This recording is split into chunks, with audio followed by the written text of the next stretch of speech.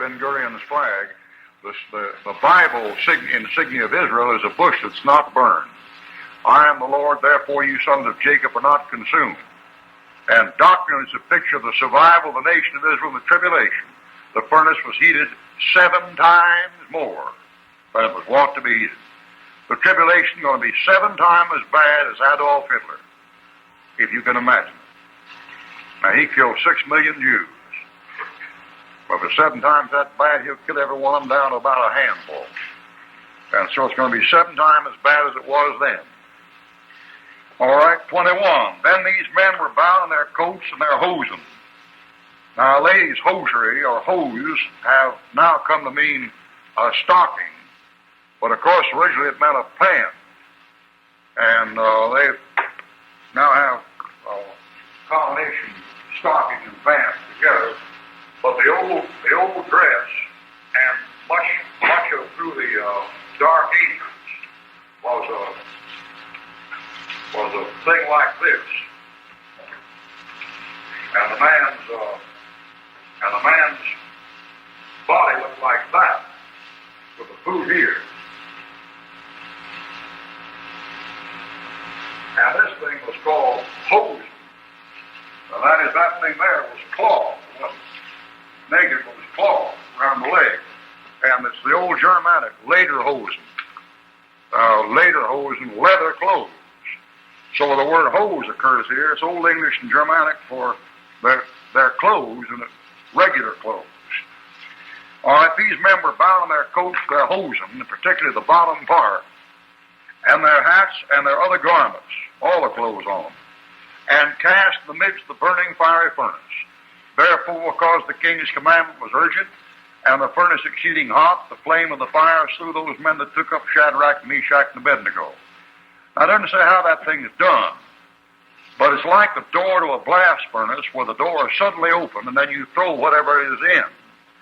And the blast furnace where flame comes out of the furnace, all you have to do is inhale the flame. You're dead. You're gone. And that's good to remember if they ever burn you as a martyr. If they ever burn you as a martyr, remember to breathe deeply, and you'll get by quicker. Because if you breathe smoke, you suffocate. You breathe flame, it'll finish your lungs, and that'll be the end of it. You won't have to go through the rest of it. When that door opens there and that fire comes out that way, the men that are throwing them are so close to them, they're burned to a crisp. And then it says in 23, these 3 men, Shadrach, Meshach, and Abednego, fell down, flat, bound, they're tied, in the midst of the burning fiery furnace. Now, the reason why this thing is such a miracle, among other things, is notice in verse 21, they were bound with their clothes on. Now, I mean, like if they bound you, they take you out there and take this rope around, tie you up, and that rope would cut into your arms, it cut into your legs, and when it cut in, see, it cuts into the material. And so the material and the rope are right together. And the same way around here, around the legs, the material and the rope are bound together, almost skin tight because of the tie. And whatever burns that rope is going to burn your clothes. You can't burn rope without burning clothes if you're tied in rope and get thrown in the fire. But look what happens here in verse 27. In 27, when they came out, whose bodies the fire had no power, nor was a hair of their head singed, and look at this, neither were their coats changed, nor the smell of fire passed on them. Now, what do you make of that? Oh, boy, was thrown down that thing, tied up. When he came out, you could smell the material where the rope burned. The ropes had to be burned. They were walking. Look at verse 25. They're walking. They're loose. Why, the rope had to burn. And yet, when the rope got through burning, they couldn't smell smoke on the guy's clothes. Now, do you know that's a close cut? Try that sometime. Tie a rope around your wrist, set fire to it, and see if you can come out there without the smell of smoke on your clothes. Like old Hugh Pyle says, you can't even go through a bus station or an air terminal anymore these days without that, without the smell of smoke on you. I've often thought several of you smoke. Of course, I know you don't, but I mean, you smell like it, and you came to church Sunday morning. And even more so sometimes Sunday night, because it's being around a place where people smoke. And you can have a salesman come in your house and sit down and smoke a cigarette, and honestly, that place will stink for 5 hours. I mean, literally for 5 hours. And you never realize what a stink it is until you get off them. And as long as you do them, I guess it's kind of like having Limburger cheese in your nose. You don't notice the odor. But you know, when you get off cigarettes, you notice that smell, and it's the most sickening smell. When I get off a plane after traveling a long way, I'm sick, and it's not from air travel. Travel any kind don't make me sick. I've been up in Piper Cubs, just 1,000 miles, doesn't bother me any. But boy, you get in those big old DC-7s and 9s, and there's sometimes 60 people smoking at one time. 60 of them, just going like that. 60 of them, man. 60 cigarettes. And the whole thing isn't as big as this room. I mean, the airspace in it, well, they see them. And I bet I told somebody I quit smoking, I got safe, but not really. I probably inhaled 10 packs a year on those planes. Because you lie down, you breathe in and go 60 cigarettes, man. And you can sit there and take those air vents, and you can turn those things, and I turn them forwards and backwards and get 2 of them going. I tried everywhere in the world to get rid of that thing. I've taken this guy's vent and turned it so that blow the smoke that way, and this one over me and turn it this way so it blow it this way, and then try to get my nose right in the middle, so if the smoke came either side, front or back, it rushed past my face before I could breathe it, and I could still smell it. And they had those jokes, about that old hillbilly turn around that lady smoking, and say, I sure wish I'd chawed tobacco. She said, why is that? He said, because every time you blew it in my face, I'd spit it in yours. But if you don't smoke, you don't have any rights, you know that? You don't have any rights, and people just as implied about that thing, and they don't have any respect for anybody that thing. Folks talk about civil rights, all that nonsense. A non-smoker has no rights. They'll blow that stuff in your face, and after you quit, they'll blow it in your face, and they work with you for years after that, trying to get you back on it again. All right, Daniel chapter 3, verse 23. Did you ever think about, I've often thought about some of these movies, they have these romantic movies, this couples, come in with nature, and they get up in the morning and kiss each other, and you stop to think, what in the world would a kiss taste like after being drunk and smoking cigarettes? What a, my God, man. I mean, that breath, man. Boy, howdy, man. You can't get any romance in that, man. All right, 3:24. Then Nebuchadnezzar the king was astonished. We say astonished, but the word astonished is better, like a stone. See, petrified. We say petrified. Then Nebuchadnezzar the king was astonished, and rose up in haste, and spake, and said to his counselors, Did not we cast 3 men bound in the midst of the fire? They answered, said to him, unto the king, True, O king. And they answered, Lo, I see 4 men loose, the ropes burned, walking in the midst of the fire, and they have no hurt. And the form of the 4th is like the Son of God. Yes. Well, that's the New Schofield Board editors adopt the same line of reasoning. They said Nebuchadnezzar could not possibly have known that was the Son of God. Therefore, they've changed it to one of the sons of the gods. And, of course, that isn't the sense of the thing at all. Everybody in the Old Testament had an idea that someday God would have a son. And when he said the 4th is like the Son of God, if Nebuchadnezzar had ever seen an angel, he would have called the angel the Son of God. And the sons of God were on this earth in Genesis 6. So there isn't any reason why somebody shouldn't be looking for them. And again, long before Nebuchadnezzar showed up, turned to Proverbs, they were speculating on his name. So the New Schofield change is just another attack on the deity of Jesus Christ, and you shouldn't waste time with it. Yes. Yeah. That's it. That's a real perversion. Read the whole thing there.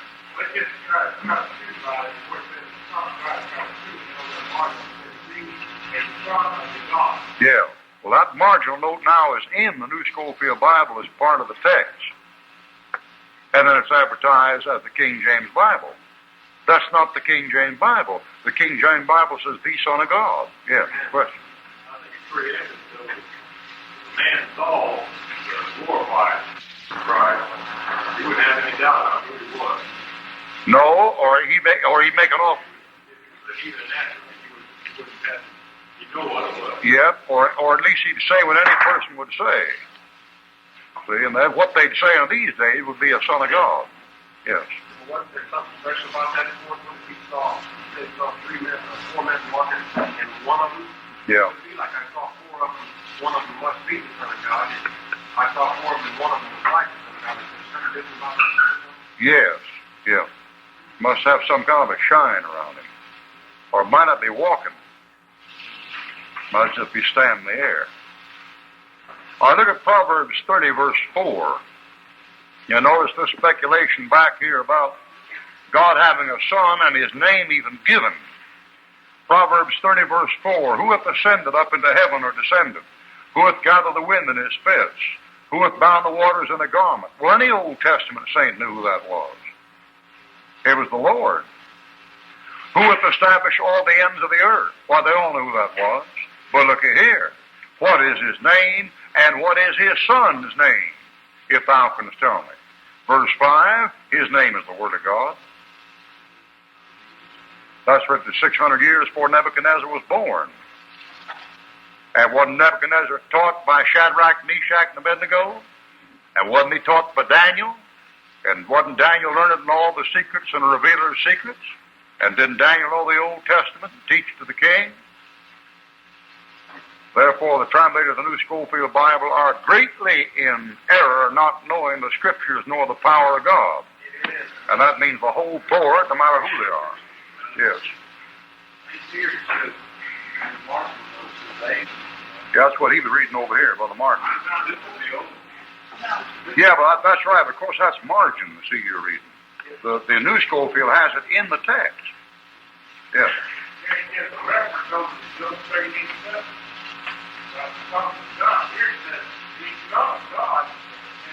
Yeah. Well, that's typical message, yes. Yeah, he did. Sure did. Or Daniel chapter 3, verse 25. And if that weren't enough, it ruined one of the most, the best pictures you ever saw of salvation, yes.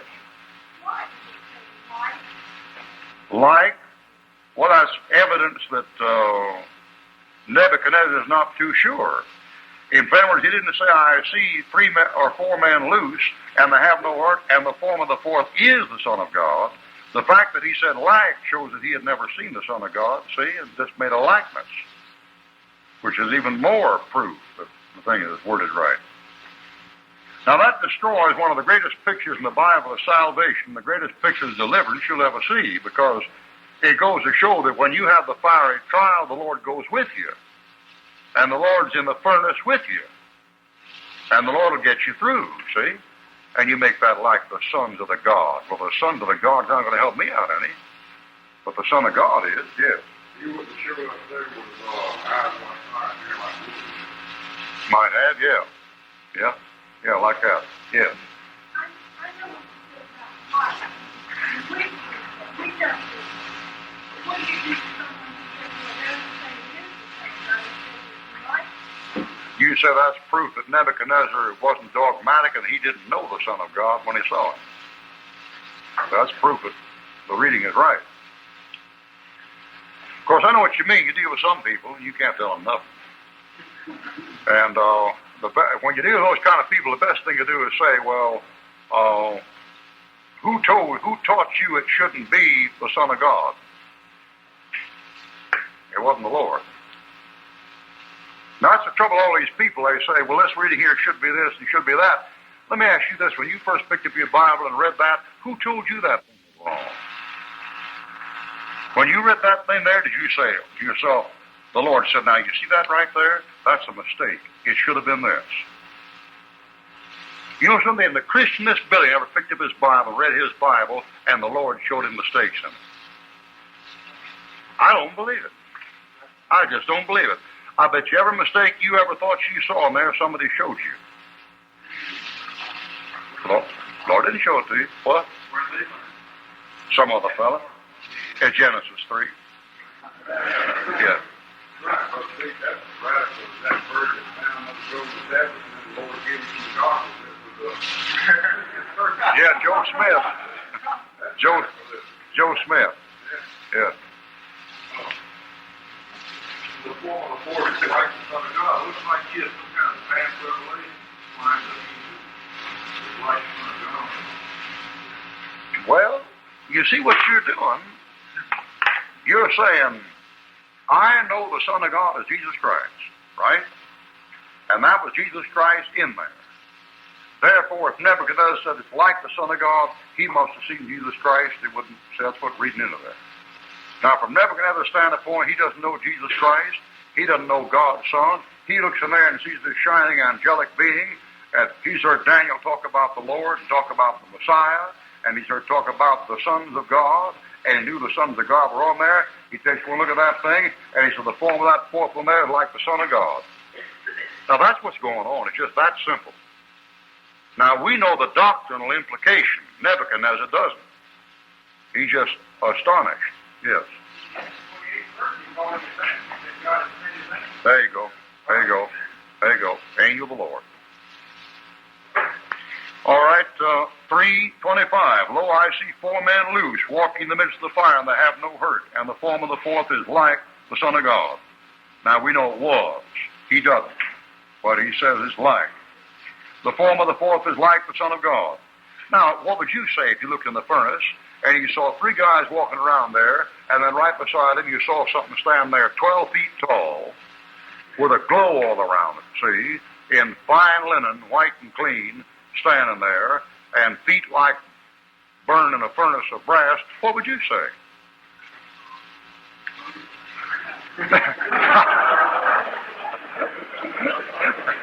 I say, oops, slam the door. Said they're not done yet. I heard an old preacher, yeah. Why would it be? They is looking for it because the sermon in chapter verse 17, he said that our God delivers Yeah. one. So they already have a warning before they drew him in there. So they're looking to see if he's warned. Oh, yeah, it's all there. It's all there. It's even more than that. Come back, look back here. Let me show you something. Turn to Ezekiel and get Ezekiel 28. And let me show you what Daniel could have told that king, but the New Schofield Board of References editors wouldn't even follow. Ezekiel 28:2. Speaking of the devil. Son of man, say the prince of Tyrus, thus saith the Lord God, because thine heart is lifted up, and thou hast said, I am a God, and sit in the seat of God in the midst of the seas, yet thou art a man and not God, though thou set thine heart as the heart of God. Behold, thou art wiser than Daniel. There is no secret they can hide from thee. Now, when the Lord wants to liken somebody to being smart, and he's talking about the devil, and look at verse, speaking of the devil, look at verse 11 at the end of the verse.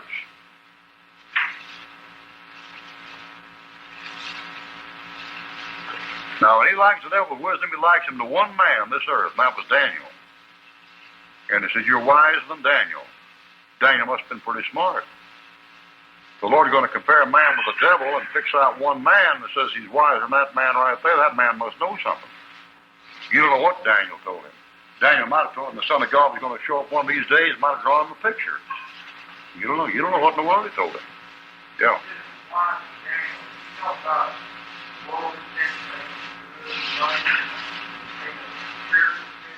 Well, in the context, no secret. Any secret thing that a person can't find out or understand. No secret can be hidden from me. Come back to Daniel. I'll show you the verse that matches it. Look at Daniel 2:47. Of a truth it is, your God is a God of gods and a Lord of kings and a revealer of secrets, seeing thou couldst reveal this secret. So it's in the sense of interpretation, doctrinal things, those things.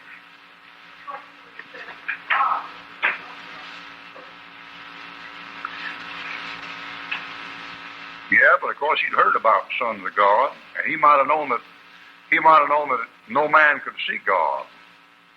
so he figured it'd have to be his son or he couldn't look at him.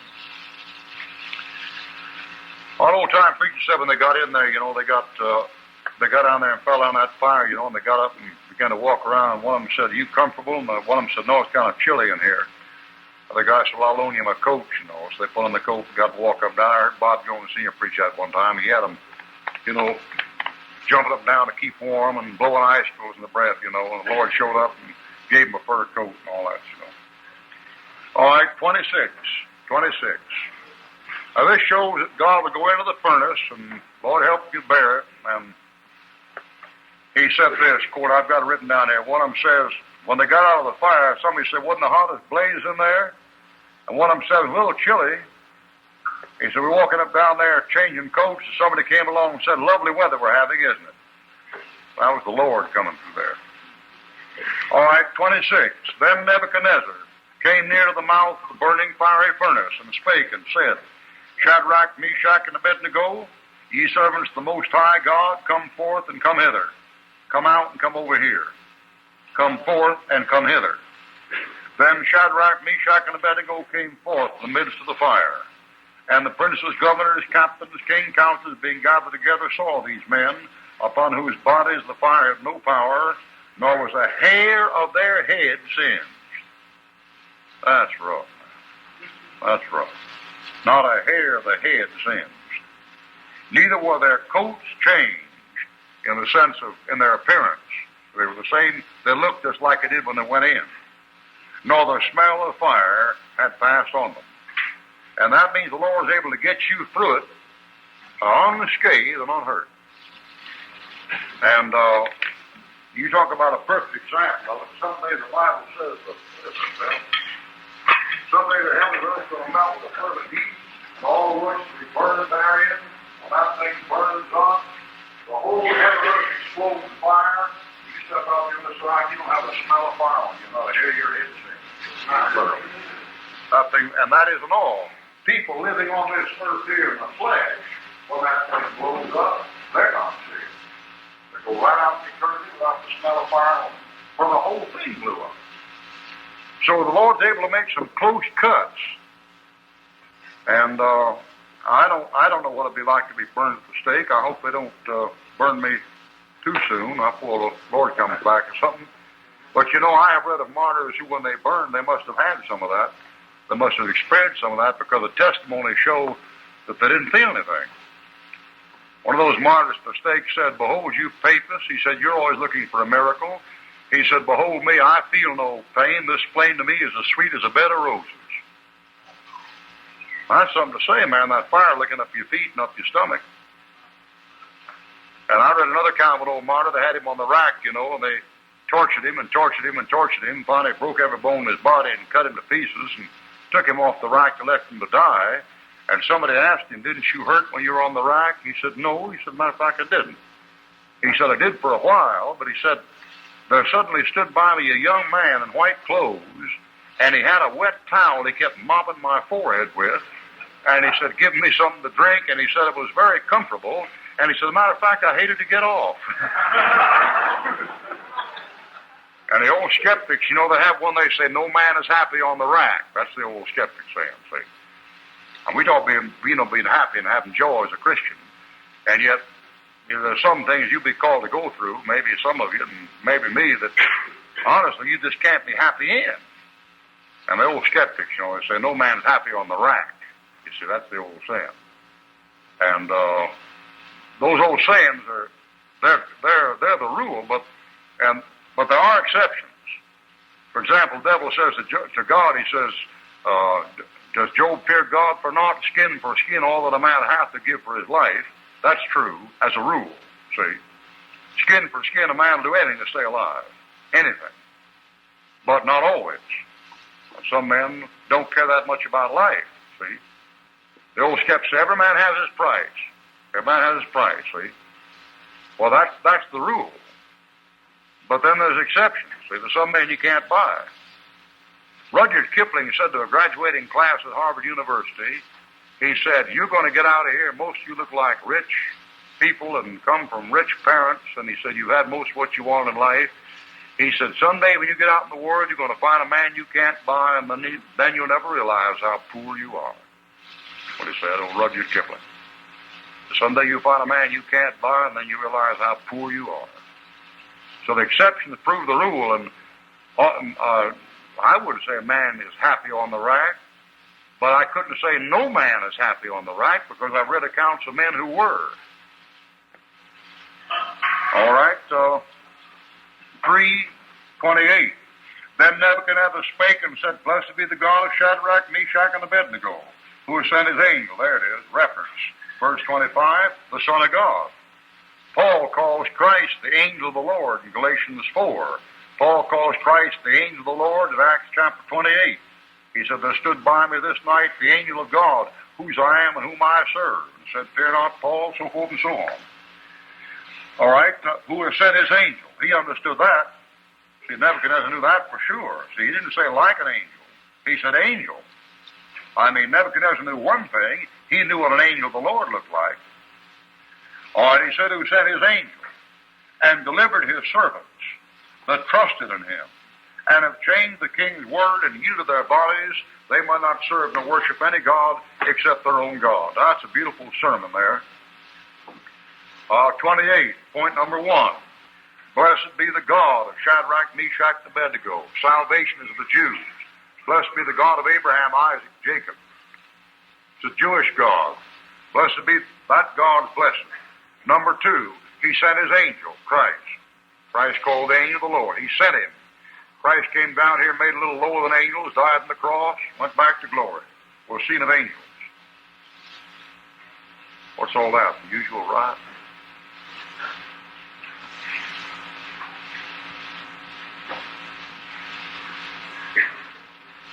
If I say to my kids, tell them I want to see them right away. We won't even finish the class. 28. Sent his angel. What's going on over there? Somebody on the rack? And sent his angel, delivered, and next point. He sent his angel and delivered his servants. All right, delivered, salvation is of the Lord. He delivers you. How do you get delivered? You have to trust in him. That trusted in him. John 1:12, as many as received him. After you trust him, next thing you do is yield your body. Romans chapter 12, 1-3. And yielded their bodies. And notice, when in doing that, in trusting him, they changed the king's word. I mean, the king's word said, you're condemned, you're lost, you're a child of wrath, you're a child of the devil, you're twofold more a child of hell, you're born dead in trespass sin, you trusted Jesus, and the Lord changed his word. The king changed his word. The king said, you have everlasting life, you're my son, you're not condemned, you're justified, you're redeemed, you're saved. Have changed the king's word and yielded their bodies. Why? Why yield your body? That you might not serve nor worship any God except your own God, the Lord. Therefore I make a decree that every people, nation, and language that speak anything amiss, that misses the mark off the bullseye, anything amiss against the God of Shadrach, Meshach, and Abednego should be cut in pieces, and their houses made a dunghill, turned into a sewage, because there is no other God that can deliver after this sort. Then the king promoted Shadrach, Meshach, and Abednego in the province of Babylon. On verse 29, therefore I make a decree. And that's quite a thing for a king to do. And that king there makes a decree that the God of Abraham, Isaac, and Jacob, the Jewish God, is the one true God. And that decree is made over all the provinces. This means that the Old Testament was spread all over Persia and Syria and Babylon and Asia long before Socrates and Aristotle and Plato ever showed up. And when the Greek philosophers showed up, they show up in a country that knew the God of Abraham, Isaac, and Jacob was the one true God, and knew it 200 years before there was a Greek philosopher breathing. That fellow made a decree, and that the God of Abraham, Isaac, and Jacob, the God of the Old Testament, was the official God of the Babylonian kingdom, which stretched clear from Constantinople to India. You don't have to worry about people not getting the word. They got the word. And by comparison, you stop and think about it, it's a church-state setup, and we wouldn't want it. I mean, I wouldn't want a fellow stand up there making a decree that the God of St. Francis and Angela Davis and Bernadette Devlin and John F. Kennedy and Claire Booth Luce was the only God. I wouldn't care about a bit. But still, it'd be refreshing once in a while to hear a president or at least a governor stand up and give a testimony. And we don't have any of them. I've been shown secret papers Abraham Lincoln wrote before he died that nobody heard of except him and the guy that picked him up, and some secret testimony George said to Martha Custis when he was praying out by an apple tree in the backyard or some fool thing. But I wish one time we have a president just stand up and just tell us when he got saved. And just tell us who saved him. And just tell us what he's waiting for. Folks say, well, Eisenhower, yeah, he went to big old modernistic Presbyterian National Council Church in Augusta, Georgia. I've seen it. And somebody said, well, he made a profession of faith. I've heard all those things, but I'm just skeptical. And I wish some night some president, I don't care who, Republican or Democrat or states' right or any president, just get up there and come on about 4 television networks and say, folks, before we close there in this address to the nation, State of the Union message, I just want to say I was saved in such a date, such a place, and I've been washed in the blood of Jesus Christ, and I believe the Bible from cover to cover, and we're praying for the Lord Jesus Christ to come back soon, very quickly, and I hope you'll support me in your prayers. Good night. Boy, that'd do it, wouldn't it? That'd stir the fat. You know who'd try to get rid of it? The Jews, the Catholics, and the Protestants. That's right. That's right. Sir?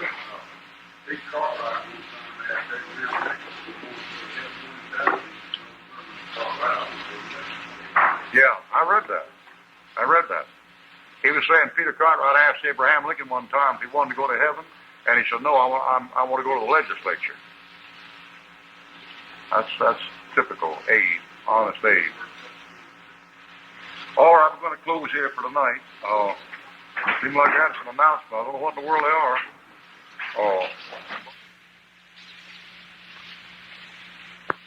Folks didn't go back to the Bible, they perverted the Bible. So now the only way you can pretend that thing is coming in is pretend that these other things are Christian.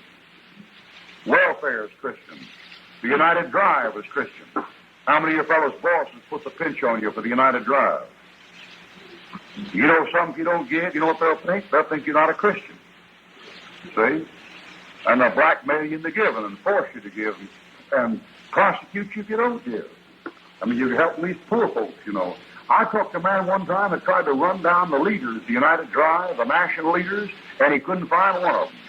And he spent a couple of weeks, and every one of them was out or on vacation or left a message on the phone. I don't know who they are. Yeah. Sir? Is it really? I got 22. I'm shooting off the mouth all the time. What you got? Water going on? Well, we got to go. Chapter 3, and coming back over the ground now, we finished the chapter. But in the chapter there, why we've seen a picture of Shadrach, Meshach, and Abednego in the fiery furnace. And if you want a good outline, I'll give it to you on the chapter on a look in the furnace. When you look in the furnace, you see conviction. When you look in the furnace, you see conviction.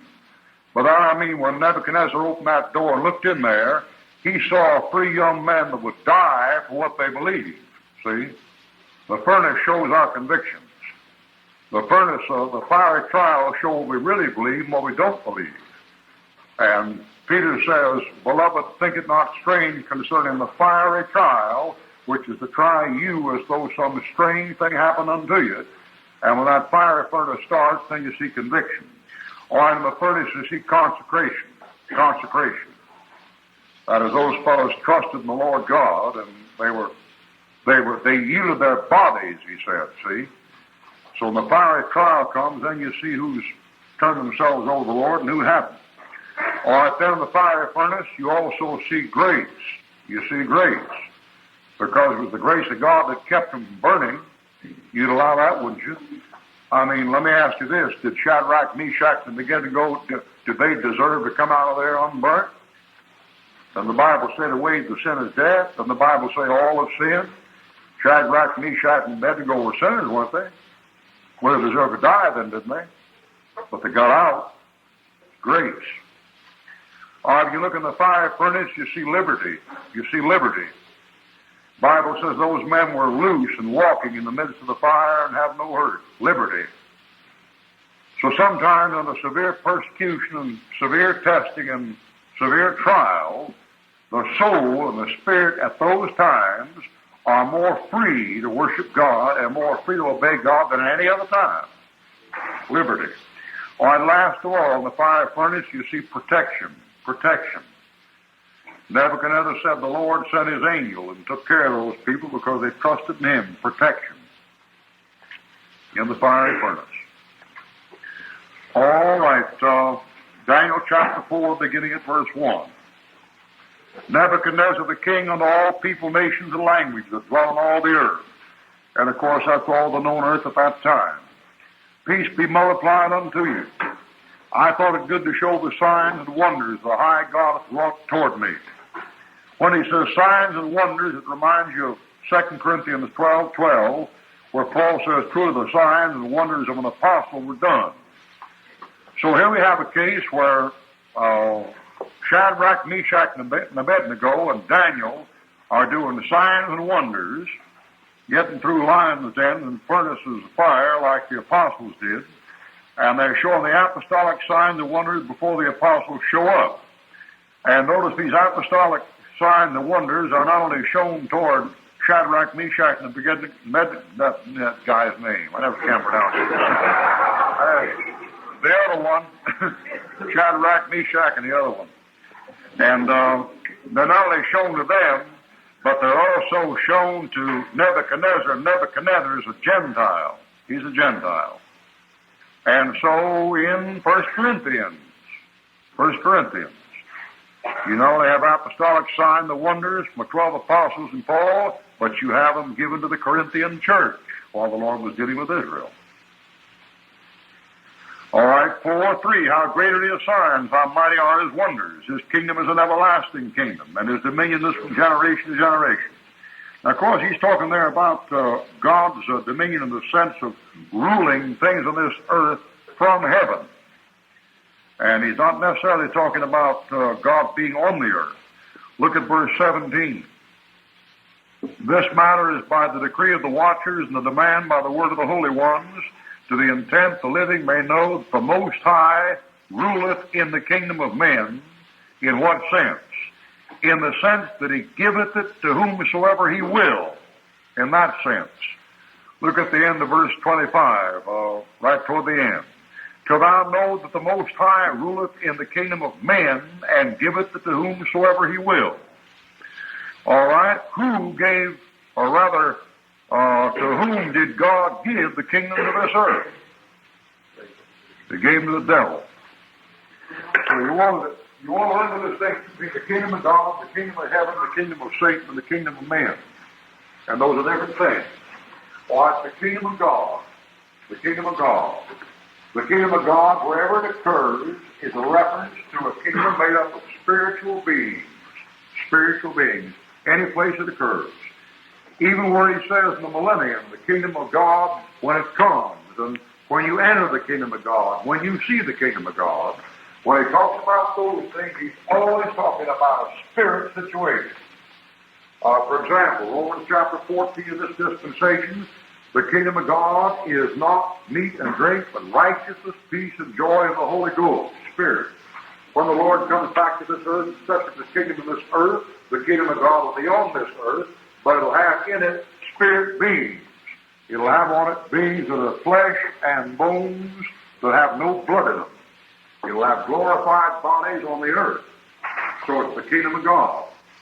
All right, then you have the kingdom of heaven.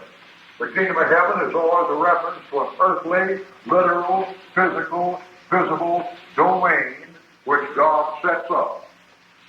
And the thing is, everywhere you find it in the Old Testament, after Moses, it's covenant to Israel. Now, before Moses, you have a literal, physical, visible kingdom given to Adam. The same kingdom is given to Noah.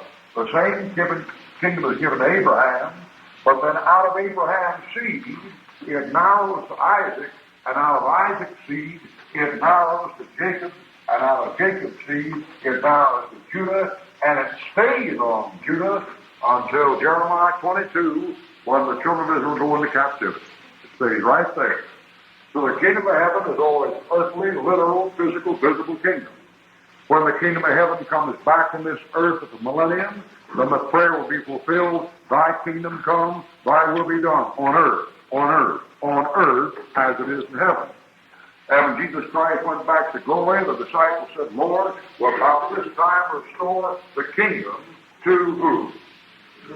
See? As to Israel. All right, then you have here the kingdoms of this world. And the kingdoms of this world will become the kingdoms of our Lord and His Christ when Christ returns. Revelation chapter 12. But until Christ returns, the kingdoms of this world are given to the devil. Luke chapter 4. All these kingdoms are given to me, and to do whatever I want with them. You bow down and worship me, I'll give you all these kingdoms because they're mine. I those are the kingdoms of the world. And those are the kingdoms referred to in the sense of Nebuchadnezzar and Cyrus and Darius and Caesar and all that kind of business. Now we have a thing over here, Daniel chapter 4:17. The Most High ruleth in the kingdom of men. And the kingdom of men naturally is like this one here. The kingdom of men. Now the Lord rules over the kingdom of men here. But He gives the kingdoms of this world to the devil, and the devil can give to whomever he wants to. So the Lord is the top ruler, and the devil is the next ruler. And then man is the third ruler. Catholic told me one time, he said, Christ said, all power is given me in heaven and earth. So he said, our power is from Christ. And I said, well, if all power is given to Christ in heaven and earth, how come they give the power on this earth to the devil? How come you get your power from the devil? He said, we can get our power from the devil. We got our power from Simon Peter. I said, well, in Matthew 16, he called Simon Peter Satan. Kind of a coincidence, isn't it, you know? And the thing is, the Lord is here, and the Lord ruleth down here. But He sets over the kingdoms down here, the devil, and the devil handles the distribution.